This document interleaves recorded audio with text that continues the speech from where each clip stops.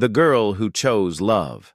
Over appearances, the sun was already climbing high above the thatched roofs of Umui's village, casting long streaks of gold across the red clay roads.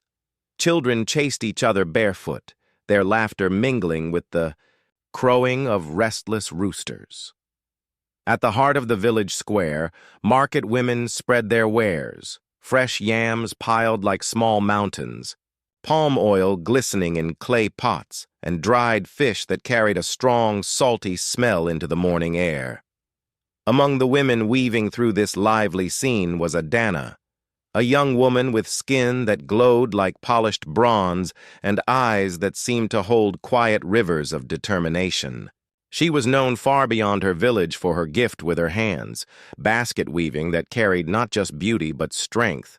Her baskets never broke, even when loaded with cassava or maize. Women from other villages often walked miles just to buy from her, and traders paid her more than they paid others. But her beauty and her skill were not what made tongues wag. No, what made people stop in their tracks, whisper, and then burst into laughter was a single choice Adana had made. She had accepted the proposal of Kalechi, the man who moved about on worn wooden crutches. Can you imagine? Women gossiped. In the market, their voices sharp like machetes cutting grass. All her beauty, all her talent, and she chooses him? Even the old widower at the edge of the village would have been a better match. Such a waste. How can a cripple build her a future? They laughed loudly, tossing their words like stones. Some shook their heads, pitying her. Others smirked, enjoying the scandal of it. Even her cousins teased her openly, saying she must have been charmed by some hidden juju. Adana heard the whispers.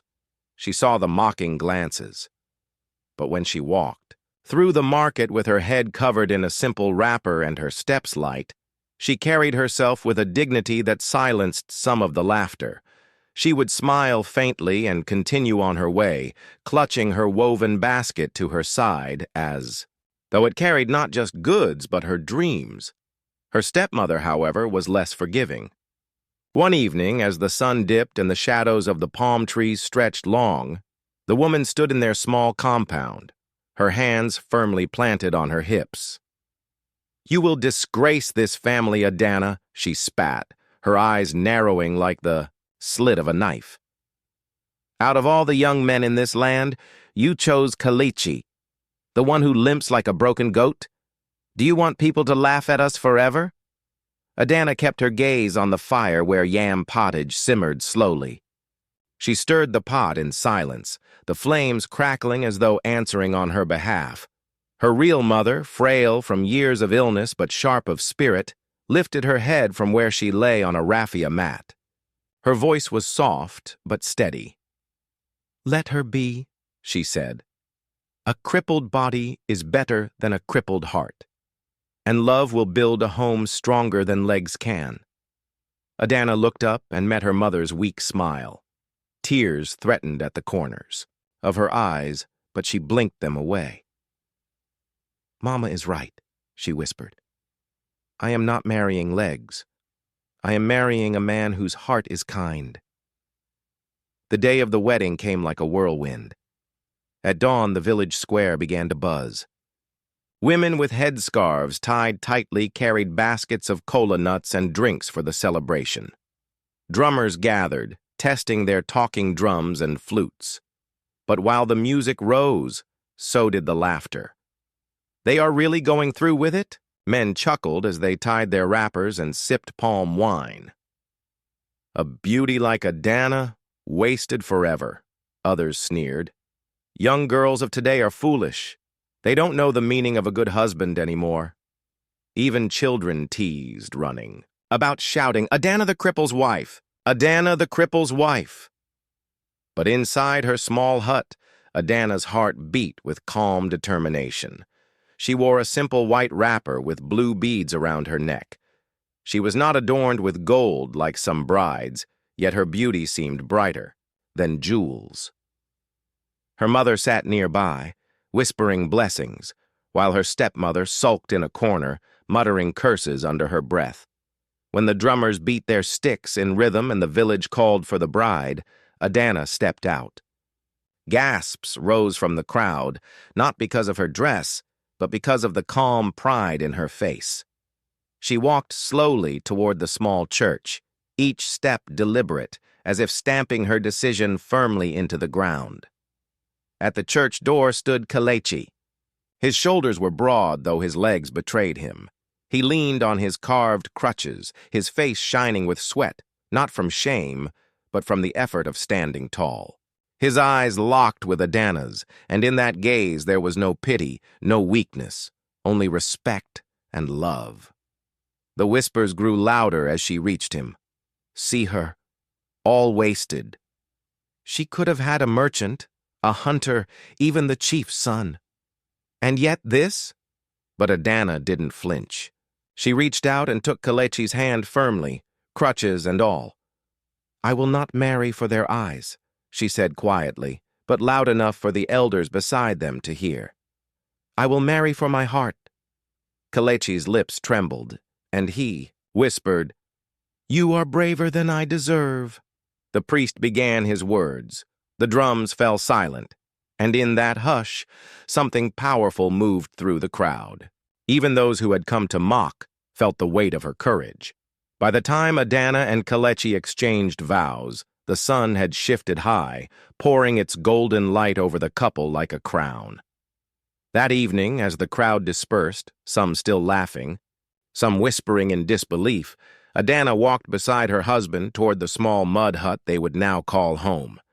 They owned almost nothing but a few pots, mats, and her weaving tools. Yet her heart was full.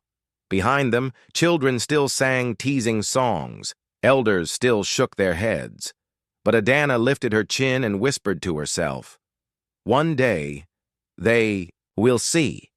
One day, this laughter will turn to silence. And so began the journey of a woman who chose love over appearances, and a man who carried not just crutches, but the weight of a village's scorn on his shoulders. Neither of them knew that the very people laughing now would one day gather at their feet in awe. The struggles of a humble home. The morning after the wedding, the village square looked almost normal again.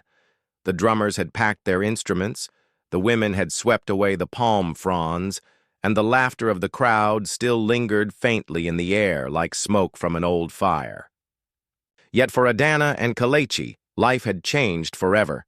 Their new home was not much, just a small mud hut on the edge of Umuezi village, where the grass grew taller than men and the wind howled at night through cracks in the walls. It stood apart from the rest of the compound, as if even the earth itself had pushed them aside. Inside, their belongings were few: 2 raffia mats, a wooden stool, 3 cooking pots, and Adana's bundles of colorful raffia palm for weaving baskets. When Adana first stepped into the hut, carrying her mother's blessings in her heart, she smiled faintly. It may be small, she whispered to Kelechi, but it will be filled with laughter. Kelechi, leaning on his crutches, studied her face. You deserve more than this. She shook her head firmly, placing her palm against his chest. I deserve love. The rest will come. Days of struggle life, however, was not kind in those first weeks. Kelechi, because of his legs, could not go to the farms like the other men. Whenever he tried to join them in clearing bushes or planting yam seedlings, some would mutter behind his back, Look at him. He is slower than a child. He will be a burden to her.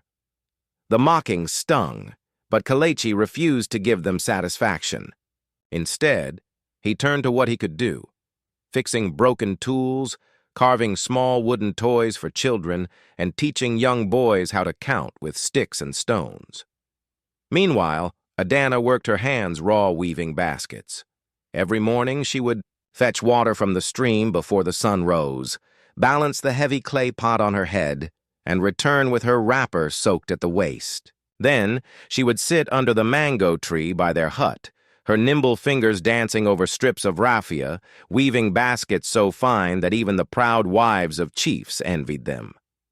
But as she sat there weaving, Children often passed and sang teasing. Rhymes, Adana the cripple's wife, living poor, living in strife. Her jaw would tighten, but she never responded. She had learned silence was sharper than any insult. The market. Every fifth day, Adana took her baskets to the market square. She sat on a mat while other women arranged their goods, spices, beads, clay pots. Business was not always easy. Some customers admired her work but lowered their voices, saying, "Is this not the one married to Kelechi, the cripple? Let us not give her too much." One afternoon, a wealthy trader's wife stopped by her stall. She picked up a basket, turned it in her hands, and said with a sly smile, "Fine work. But tell me, Adana, do you not regret? With all your beauty, you could have been in a bigger house, not weaving here like a poor widow." Adana looked straight into the woman's painted eyes. She did not shout. She did not cry. She simply said, "A house without peace is bigger than a prison. Mine is small, but it holds peace." The woman laughed scornfully and walked away.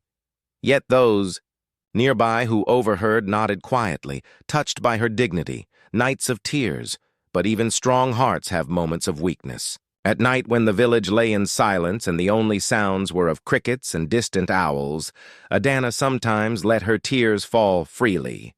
She would curl close to Kelechi, hiding her sobs against his chest. "I fear for tomorrow," she whispered one night. "What if the world is right?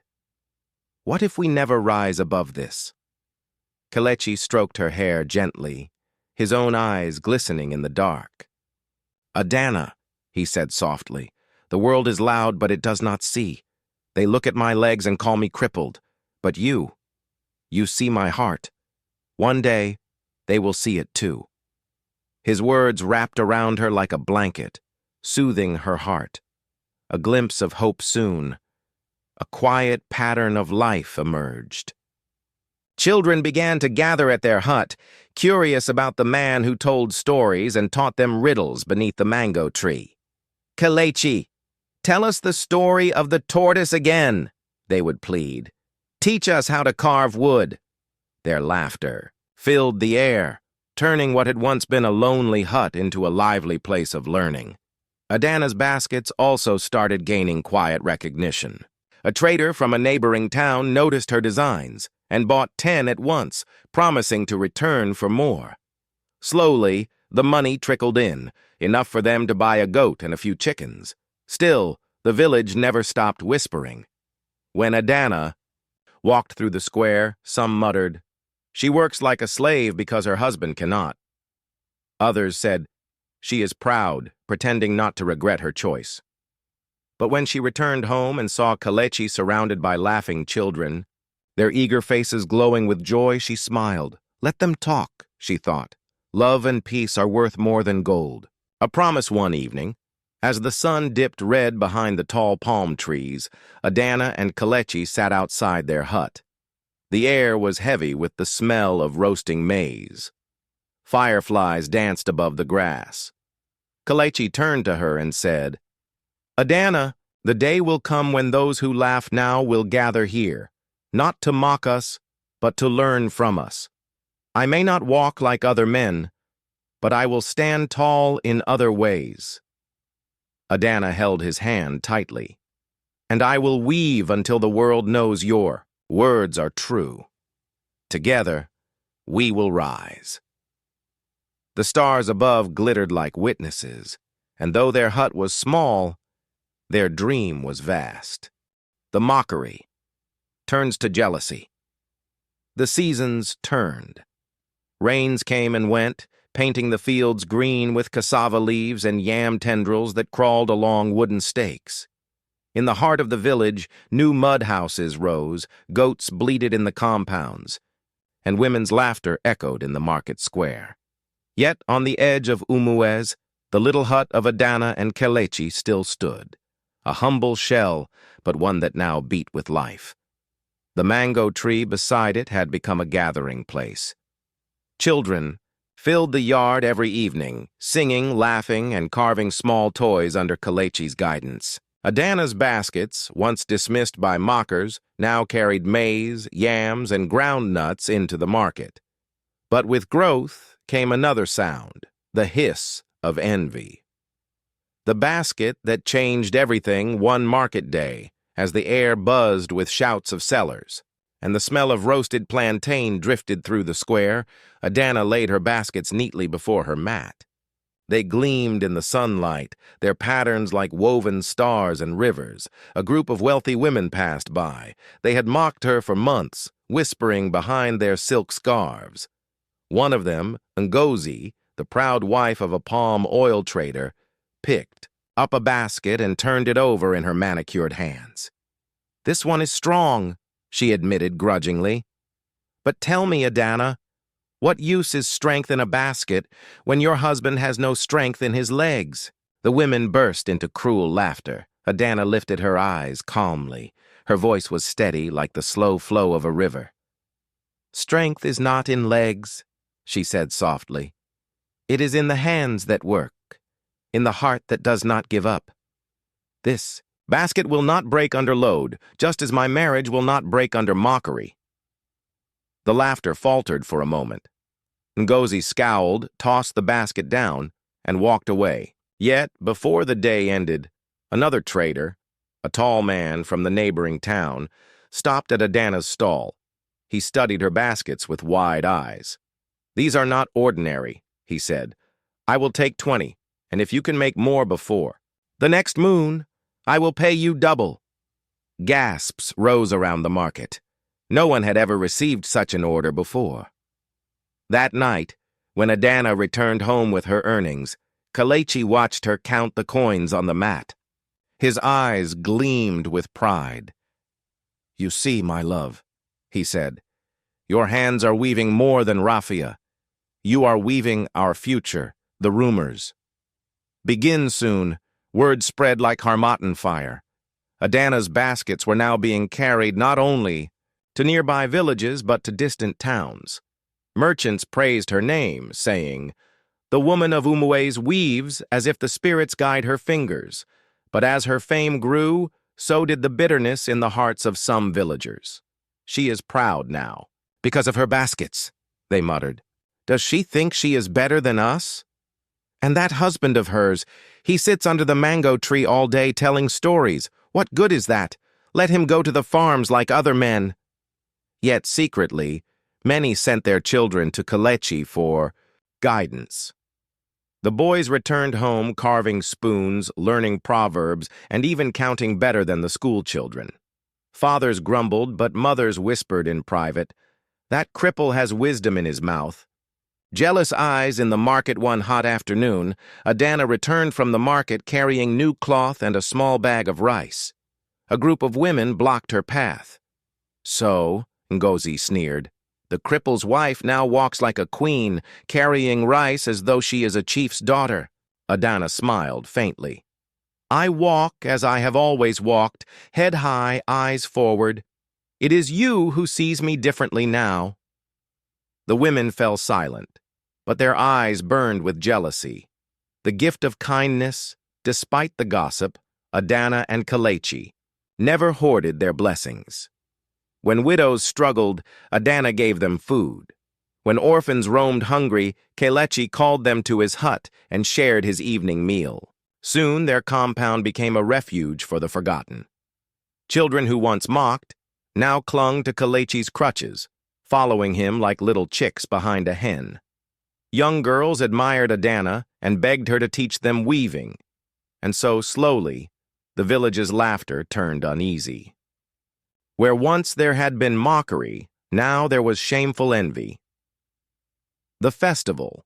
The turning point came during the festival of the New Yam, when the entire village gathered to celebrate the harvest.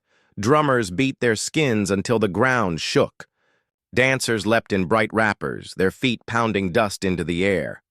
Elders sat in a circle, cola nuts and palm wine before them. Each family presented gifts for the feast, yams, goats, cloth, or wine. When it was Adana's turn, she stepped forward carrying baskets she had woven specially for the festival. The patterns shimmered in the sunlight like woven gold. The chief himself examined them, nodding. "These are the finest I have ever seen," he declared. He ordered that the yams of the festival be stored in Adana's baskets, for a great harvest deserves a strong vessel. Cheers rose from the crowd, but not all were genuine. Behind the applause, many bit their lips in envy. Some muttered, "Even the chief praises her now. Does this woman think she is above us?" Kelechi, watching from his place under the mango tree, leaned on his crutches and smiled. He whispered to himself, "Let them envy. They are only beginning to see." The lesson of the moonlight. That evening, when the festival fires burned low, and the moon bathed the village in silver, Kelechi sat with a group of children at his feet. Their parents lingered nearby, pretending not to listen. "Children," he began, "do you know why the moon is admired though it has no light of its own?" They shook their heads. "Because it reflects the sun's light," he said. "So too, can a humble man reflect greatness when he stands beside a good woman? Together they shine brighter than envy." The children clapped and laughed. The parents shifted uncomfortably in the shadows, knowing his words carried weight beyond the children's ears. That night, as Adana and Kelechi sat outside their hut, listening to the distant drums fading into silence, Adana leaned against him. "They laughed when I married you," she said softly, "but now they cannot laugh the same way again." Kelechi nodded, staring at the stars. "Their laughter is changing. Soon it will not be laughter at all. It will be silence." And indeed, in the weeks that followed, the whispers in the village were no longer just mockery. They were heavy with envy, thick with unease. Adana and Kelechi, once the butt of every joke, were slowly becoming the mirror in which the whole village saw its own emptiness. A hidden truth about Kelechi. The rains had just ended. The air was heavy with the sweet smell of wet earth, and frogs croaked from the ponds as if singing their gratitude to the skies. In Umuwe's village, the harvest was plentiful that year. Yams, stretched like fat bellies across the ridges, cassava roots dug deep into the soil, and maize husks rustled like whispers of abundance. Adana and Kelechi's hut, once lonely on the edge of the village, was now alive with movement. Children still flocked under the mango tree, women brought gourds to be mended, and traders knocked on the door for more baskets. Yet beneath the surface of their modest success, a quiet curiosity began to stir. Who really was Kelechi? The whispering elders one afternoon, while Adana was at the market, 3 elders sat under the village iroko tree, sipping palm wine and watching Kelechi instruct children with numbers scratched in the sand. One of them, Elder Obedike, leaned closer and whispered, "That man is not ordinary. Do you know the way he speaks? His tongue carries the weight of someone educated." Another nodded slowly. "I heard him once play the flute during the New Yam Festival. He played it like a man who had seen great cities. How can such a one end up in a hut with nothing but crutches?" The third elder shook his head. "There are secrets buried in that man's past. Mark my words, he is more than he appears." Their whispers grew like vines, wrapping around the whole village until even children asked, "Papa, why does Kelechi speak like a chief's son?" The night of confession. That evening, Adana returned from the market to find Kelechi sitting outside, his crutches leaning against the mango tree. His face was calm, but his eyes carried a storm. She placed her basket down gently. "You are troubled," she said, kneeling beside him. Kelechi sighed deeply. For a long moment he stared at the horizon where the sun melted into gold and red flames. Finally he spoke. "Adana, you have given me more than I deserve. You have loved me without asking questions. But perhaps it is time you knew the truth." Her heart skipped. "What truth?" He looked into her eyes, his voice low and heavy. "I was not always the man you see before you. I was once the son of a great man, a wealthy chief whose name commanded respect in villages far from here. I studied in the city. I knew books, music, even the ways of trade. People called me promising, but one choice changed everything. His words fell like stones into still water. Adana held her breath. I was expected to follow my father's path, Kalechi continued, to inherit his lands, his wealth, his power. But his wealth was built on corruption. He took bribes, cheated widows of their land, crushed anyone who opposed him. I refused to walk in his footsteps. Adana's eyes widened. And what happened? Kalechi's voice grew tight. I was cast out, disowned, my inheritance stripped, my name dragged through mud, and then the accident. He fell silent for a moment, his jaw tightening as if forcing back old pain. I was traveling to the city when our cart overturned on the road. Others escaped with bruises. But my legs, he tapped them bitterly. My legs betrayed me. Since then I have lived with these crutches. The world that once praised me laughed harder than you can imagine. Even family turned their backs. Adana's chest tightened. She reached for his hand. And yet you survived. You lived. Kalechi nodded slowly, a faint smile touching his lips. I lived, but I chose silence.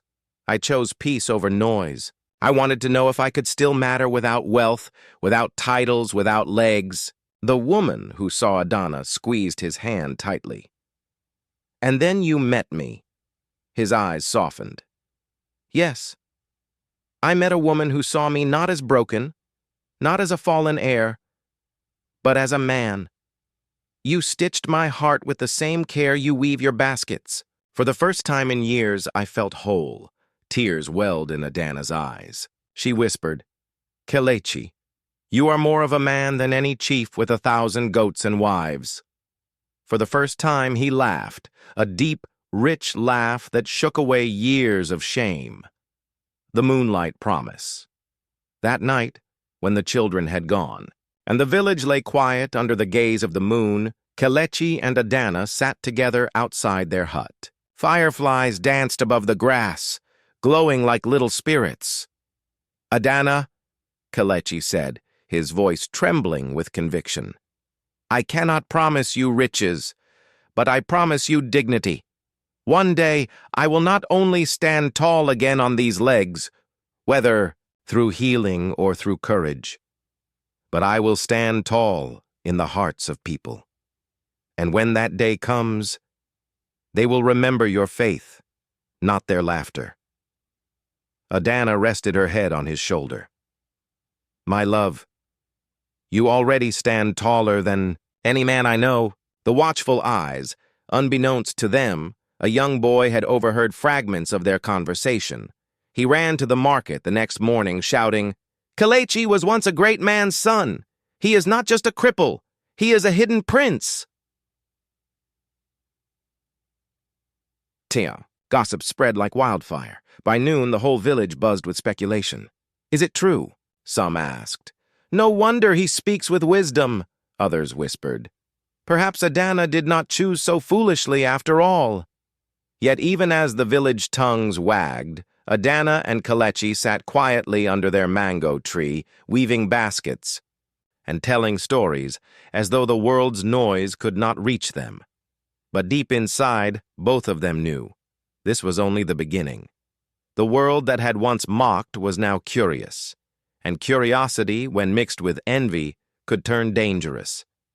The day the village gathered. The year turned harsh. At first, it began with whispers of poor rains. Farmers looked to the sky and frowned when the clouds passed without breaking.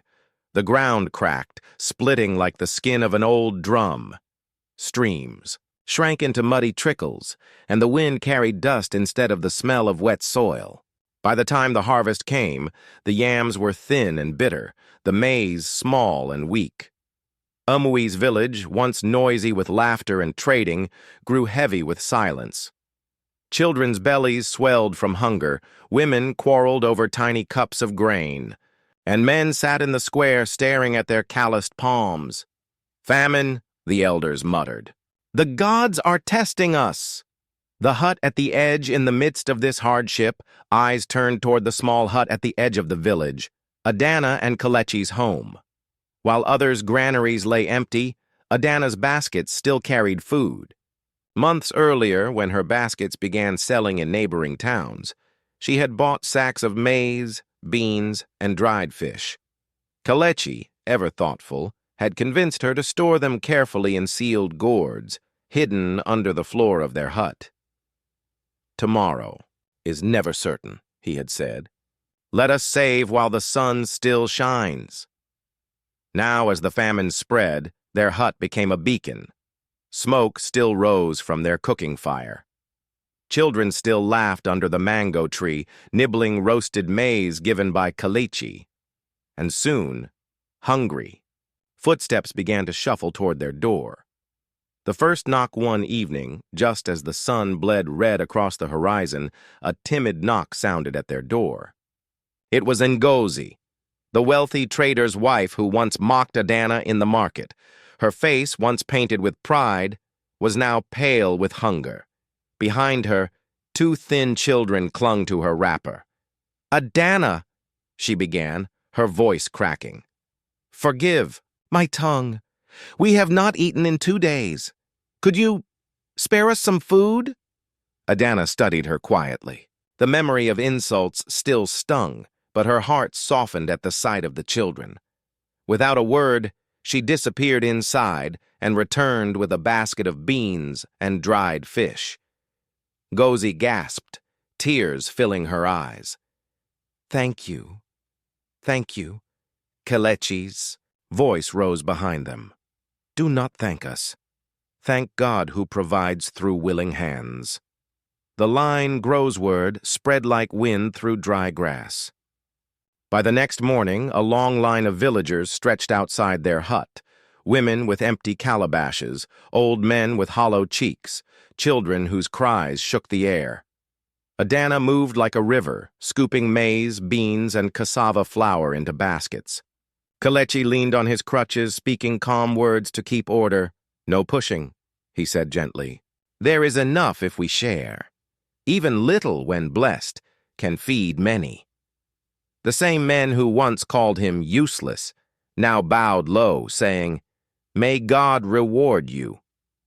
The same women who sneered at Adana now whispered, "She is more of a mother than all of us." The gathering. The elders, shamed by the sight, called for a village gathering under the great Iroko tree. Drums summoned everyone, and soon the square was filled with hungry faces, weary bodies, and humbled hearts. Elder Obadiki raised his staff. "Today we must honor those who have done what we could not. In our time of need, it was not the chiefs, not the wealthy traders, but Adana and Kalechi who kept this village alive." The crowd murmured in agreement. Even children clapped weakly, their thin arms lifted in gratitude. Then Kalechi, leaning heavily on his crutches, moved forward. His voice carried across the square, steady and full of fire. "My brothers, my sisters," he began, "when I first married Adana, you laughed. You said I could not provide. You said she wasted her beauty on a cripple. But tell me, does strength live in the legs or in the heart? Does wealth live in gold or in wisdom that plans for tomorrow?" The square grew silent. He pointed toward Adana. "This woman has worked with her hands not for pride but for peace. She has woven not just baskets, but the very rope that pulled this village out of hunger, and yet you mocked her. Today, let your laughter turn to honor. Learn that no man or woman is too small when love and diligence guide them." The elders lowered their heads. Mothers wept openly. The crowd burst into applause, not mocking but sincere. Gifts of gratitude. One by one, villagers stepped forward, not with food, for they had none, but with what little they could offer. A hunter laid down his bow for your hut, to protect you. A potter brought a clay pot for your water, to cool you. An old woman removed the beads from her neck for your strength, to bless you. Adana wept quietly. She had never sought glory, yet here it was, poured at her feet. Kelechi's eyes glistened. We are not rich, he told them, but we are together. And together, even famine cannot defeat us. A village transformed. That night, as the moon rose high, the village square was alive again. Children played, stomachs full for the first time in weeks. Women sang praises, their voices rising into the starry sky. Men spoke in hushed tones about their shame and their gratitude. At the edge of it all sat Adana and Kelechi, side by side under their mango tree. "Do you see, Adana?" Kelechi whispered. "The same mouths that mocked us now bless us." Adana smiled through her tears. "The same hands that pointed at us now stretch out in thanks. This is not our doing. It is the work of God and the reward of patience." Kelechi nodded slowly, gazing into the firelight. "But remember, my love, this is only the beginning. The world's laughter has turned to silence, but soon it will turn to awe. The miracle that silenced them all."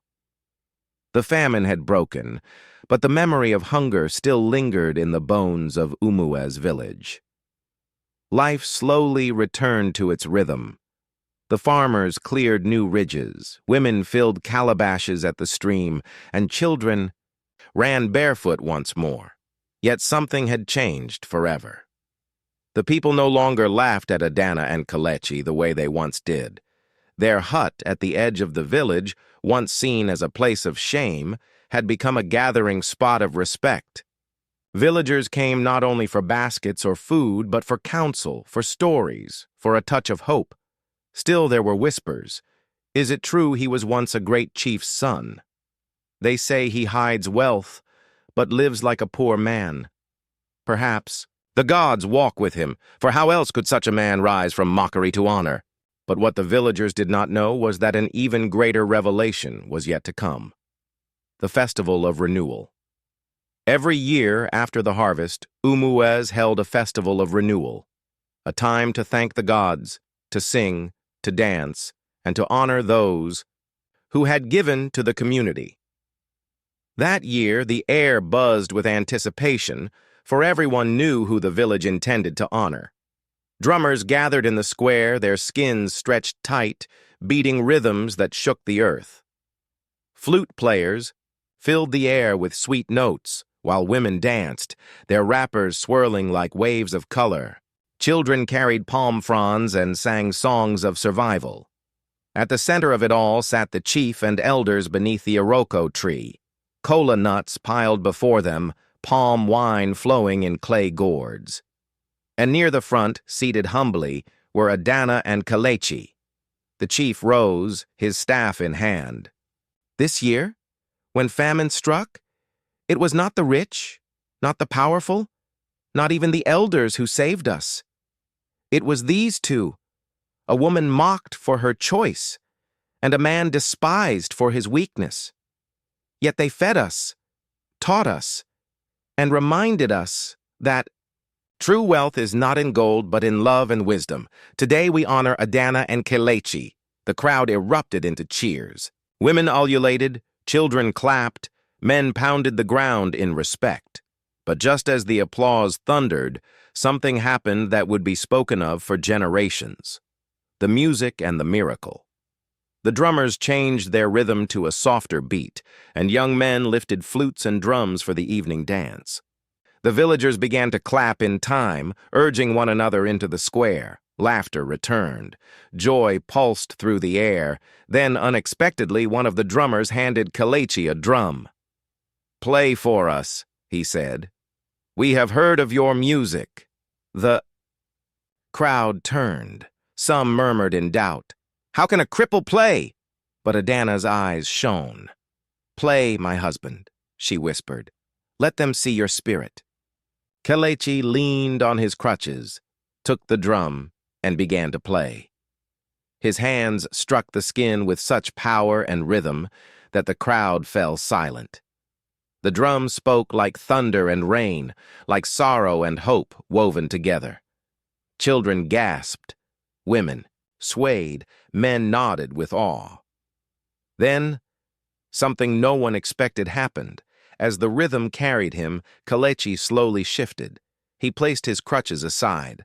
The crowd gasped. His body trembled, his legs wobbled, but he did not fall. Step by step, guided by the beat of his own drum, Kelechi stood upright. For the first time in years, he stood tall before the entire village. The square froze. The drummers stopped. Even the chief's staff slipped slightly in his hand.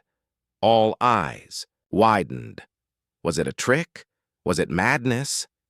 But then Kelechi moved again, not just standing, but dancing. His steps were slow, unsteady, yet filled with dignity. He danced in the center of the square, his head high, his body glowing in the firelight. Adana fell to her knees, tears streaming down her face. "My love, you said one day you would stand tall again, and today you do." The crowd erupted. Some shouted that it was a miracle, others that it was the gods themselves who had lifted him. Many wept openly, ashamed of every cruel word they had spoken. The speech that changed them. When the drums finally quieted and the people gathered close, Kelechi raised his hand for silence. His voice, steady and strong, filled the square. "Do you see me now? You laughed when I fell. You mocked when I limped. You said my wife had wasted her life. But strength is not in legs. Strength is in the will to rise again. Wealth is not in coins. Wealth is in love that does not fail." He turned to Adana, his eyes glistening. "This woman chose me when the world said I was nothing. She believed when no one else did.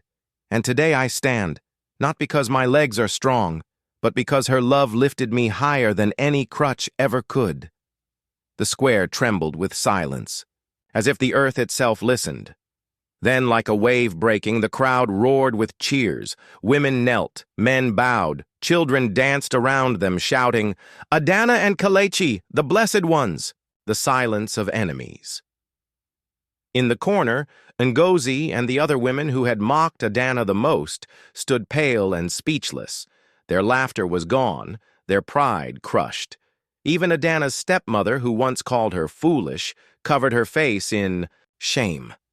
But Adana, with a heart too kind for vengeance, lifted her voice above the noise. "Let there be no shame," she said. "Let our story be a lesson. Never despise small beginnings, never mock weakness, for you do not know the tomorrow God prepares." Her words struck deeper than any insult. The legacy. That night, as fireworks of burning palm leaves lit the sky, Kelechi and Adana walked hand in hand through the village square. For the first time, no one whispered. No one laughed. Instead, people reached out to touch their garments, to bless them, to ask for prayers. From that day forward, their hut was no longer the cripple's home. It became a school for children, a refuge for widows, and a place where travelers came to hear stories of courage and love. The villagers would tell it for generations, how the mocked ones became the honored ones. And when people asked, "How did it happen? How did the cripple stand tall again?" the answer was always the same. It was love. Love that wove baskets, out of raffia, and dignity out of shame. Love that turned mockery into respect. Love that silenced a whole village.